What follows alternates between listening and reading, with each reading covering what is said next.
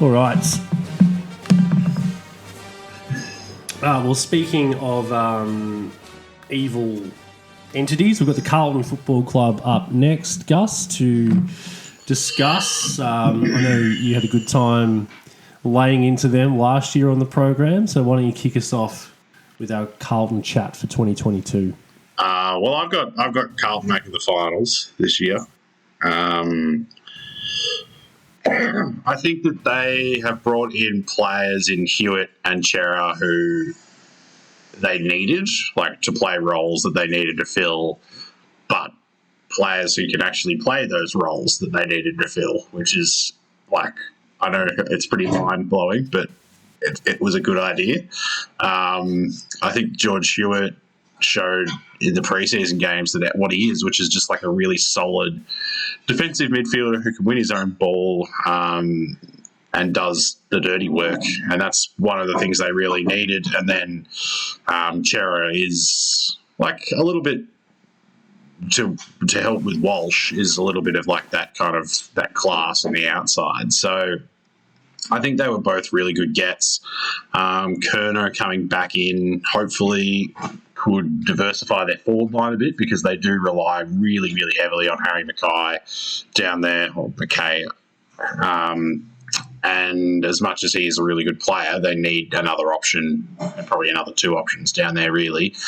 McGovern going into the back line, again, worked in the preseason. Look, let's see.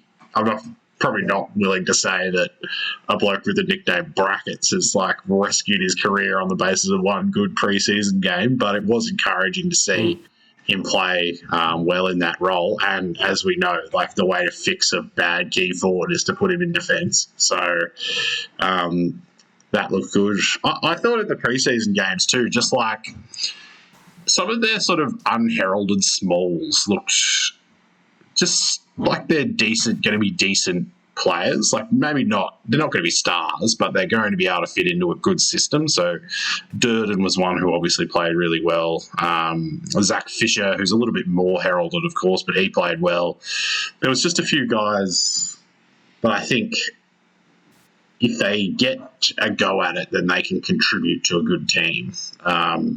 Now, I don't think that they're going to make the top four or anything like that, but I could see them finishing in the bottom half of that top eight, so 7th or 8th, I think, this year. Well, if there's no injuries or no significant injury crisis at Carlton this year, then there's no excuse really, because on paper their team is very good. It's easily a top 8 team on paper. They've got a gun key defender, Jacob Wiedering. Looks like Oscar McDonald's going to get a chance to play that full back role, which I think he can do to a relatively adequate level at the very least. Paddy Cripps, is he back? I mean, we haven't seen him look like that for years. I know it's just a pre-season game and there was some extenuating circumstances. Melbourne probably not as fierce through the midfield as they normally would be, but I mean, just the way he moved and the way he looked and the way he was able to get his goals moving forward, as opposed to just like, the way that Teague would often just plonk him in the forward line and expect something to happen.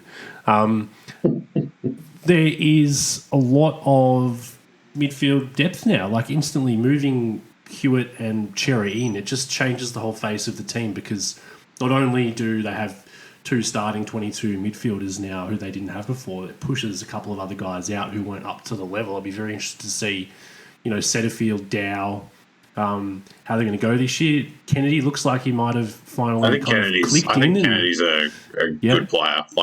And Carlton have been waiting for years for Dow or Kennedy or Setterfield or O'Brien, one of these guys to break out, and none of them ever do. And I think that Kennedy is a real chance to do that this year and become a really solid best 22 player. Kennedy. I think the other thing with, obviously Hewitt changes the face of the midfield with his defensiveness, but their ability to defend across the ground, it's not just down to one player, it's down to a mindset thing. So can they do that this year? It doesn't matter how much better their list is. If they still are unable to do that defensive running, then, it's not going to shoot them up the ladder too far. And usually with rebuilding teams, defence first. Brendan Bolton was purely defence and they couldn't score. Teague came in and tried to teach them attack, and they could score, but they lost that defence. And so the third thing in a rebuilding team is to be able to combine both. So can they, under Voss, combine the defence of Bolton and the attack of Teague and actually put it all together and become a fully fledged football team? So that's, what I'm really interested to see, because that's pretty much where their season will live and die. Yeah, no, I agree. I think, and you're right about the midfield. I think it looks so much better now. The other thing is that it puts Zach Williams to a halfback flank, and say what you want about Zach Williams, but he is a good halfback flanker. He is a good explosive halfback flanker. So, yep. I mean, he and Sard together show a really dynamic halfback line that I think could be quite an asset for them, where they really haven't had that so much with sort of players like Nick Newman, Sam Doherty. They're different. They're not that explosive athlete type players. So yeah, I think it's another interesting aspect to it. And Michael Voss just evokes confidence, doesn't he? He always kind of has in his own players and his teammates, but also in the public. I just feel like with Voss on board, I'm he's probably going to do a good job because it's Michael Voss, All right, we'll move on